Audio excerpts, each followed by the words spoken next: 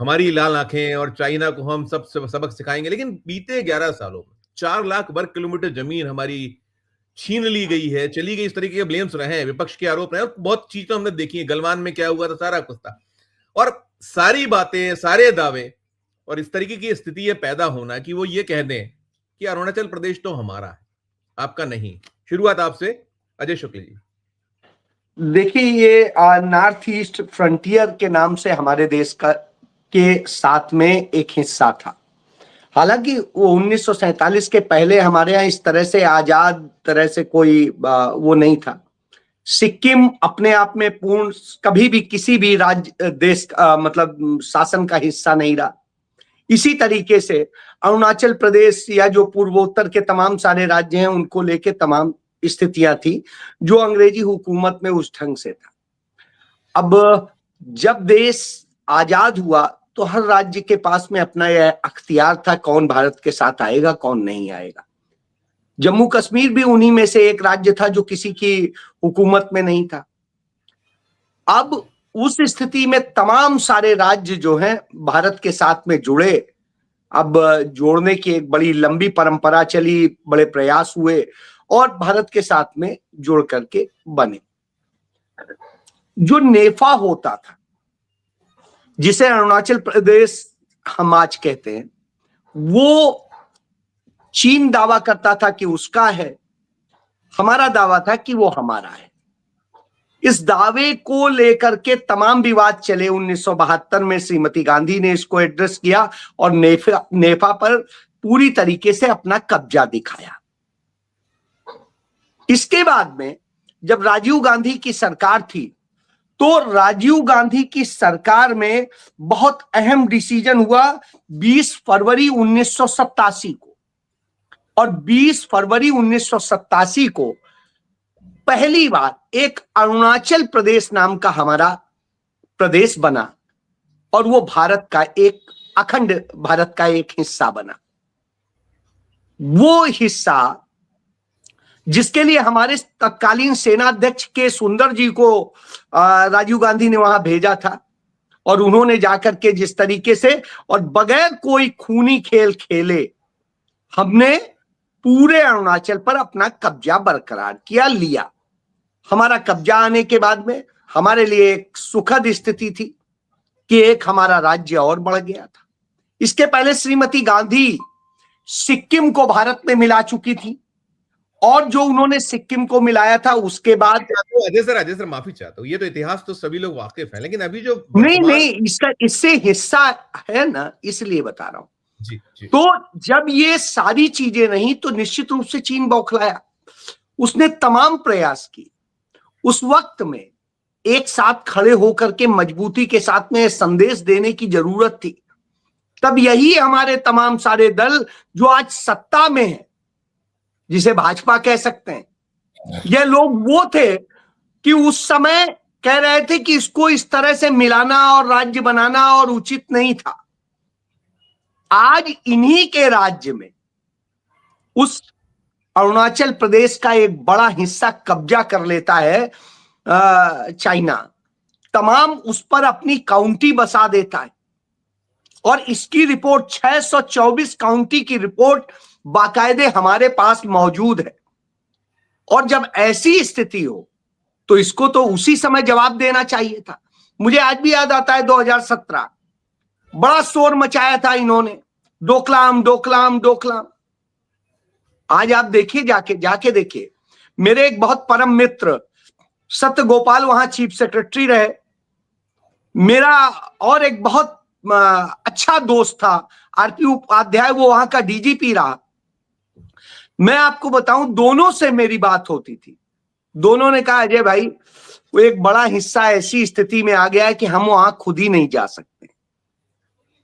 अब आप इससे समझ लीजिए, मैं नाम कोट करके बता रहा हूं, और नरेंद्र मोदी शासन काल में ही वो ये दोनों इस पद पे रहे।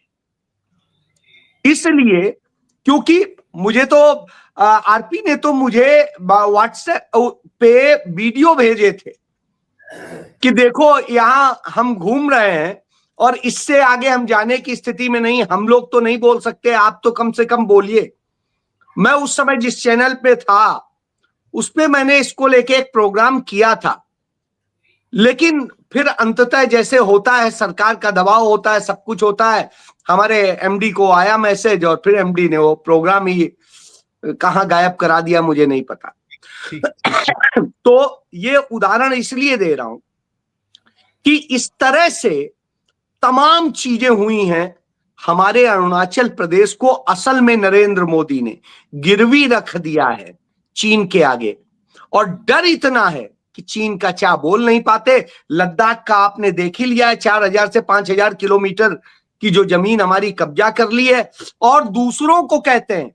आपको इसमें एक लाइन और जोड़ के खत्म करूंगा कि ये जिस तरह से नेहरू जी की सरकार रही हो या दूसरी सरकार रही हो, बदनाम करते हैं, झूठा बदनाम करते हैं कि अरे आक्साई चीन दे दिया, ये दे दिया, वो दे दिया। साहब, जो हिंदुस्तान का कभी वास्तव में हिस्सा ही नहीं था, उसकी बात छोड़ दीजिए। इसके बावजूद नेहरू के शासनकाल में हमने करीब 40,000 किलोमीटर की भूमि एक्स्ट्रा बढ़ाई थी, जो हमें वास्तविक कब्जे में मिली थी।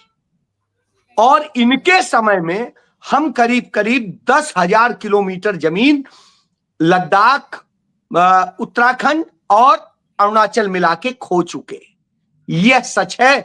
इसलिए यदि चीन ये बात कह रहा है तो कोई बड़ा आश्चर्य मत करिए। वो कल के दिन कहेगा कि पूरा लद्दाख, वो क्या कहते हैं, वो भी हमारा है, अरुणाचल भी और लद्दाख भी।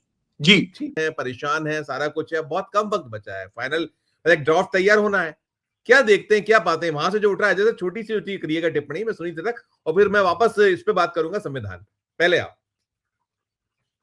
देखिए, मैं इस पे बात कहूं उसके पहले सुनील जी बता रहे थे चंडीगढ़ का, मैं एक लाइन के साथ बताता हूं। इलाहाबाद हाई कोर्ट के सीनियर जस्टिस रहे हैं एसएन अग्निहोत्री साहब, वो आए थे चंडीगढ़ मिलने मुझसे। तो मेरे साथ में उन्होंने ली कर्बूजियर सेंटर जहां बैठ के चंडीगढ़ डिजाइन किया, मैं वहां लेके गया। ये आप देखिए, नेहरू जी के साथ में ली कर्बूजियर के फोटो और जस्टिस साहब खड़े हैं।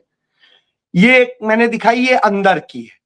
अब इसमें बाहर एक दिखाता हूं जहां पर चंडीगढ़ की नींव पत्थर है और पंडित नेहरू ने रखा था, वहां की फोटो है। ये देखिए, आप इसमें पढ़ पा रहे हैं कहीं कि नेहरू ने ये किया है?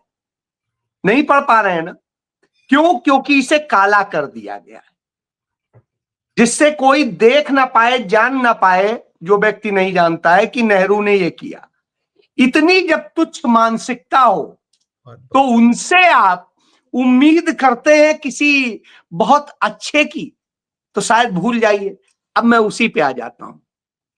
तो यही इनकी मानसिकता है। ये इसी तरह वोटर को के नाम को काला कर देना चाहते हैं। ये कर देना चाहते हैं कि आप अपना नाम ही ना खोज पाए या आपका नाम गायब हो जाए। मैं इस बोर्ड को इसलिए दिखाया कि ये बोर्ड पहले गायब हो गया था, फिर लगाया गया तो साफ काला कर दिया गया, जिससे पढ़ ही ना पाए कोई, जाके आंख गड़ाए तभी पढ़े।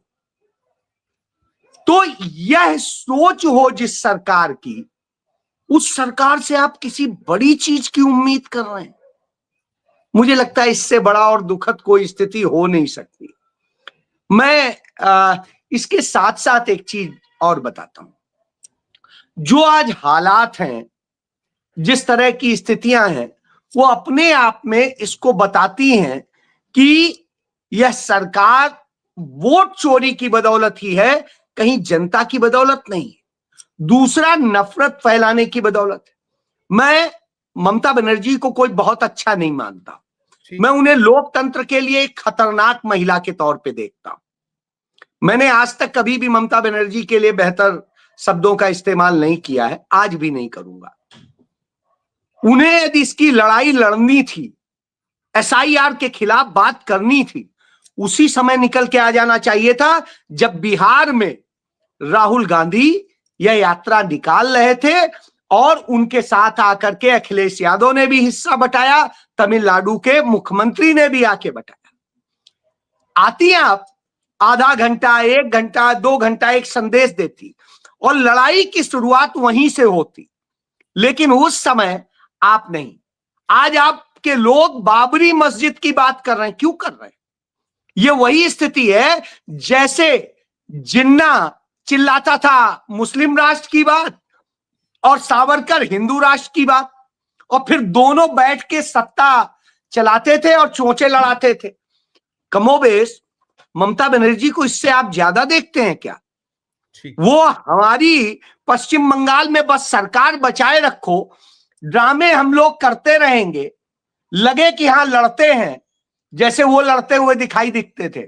और उसके बाद में कुछ, आज क्या जरूरत है इस देश में, जब यह स्थिति चल रही है कि हमें मूल लड़ाई असली मुद्दे पे लड़नी है, उसकी बजाय हम बाबरी मस्जिद का 6 तारीख को शिलान्यास करेंगे या ये करेंगे, इस तरह की चीजें करके आप उस भावना को भड़का रहे हैं जो देश के दूसरे हिस्से में दूसरी राजनीतिक दलों के लिए जहर बन जाती है।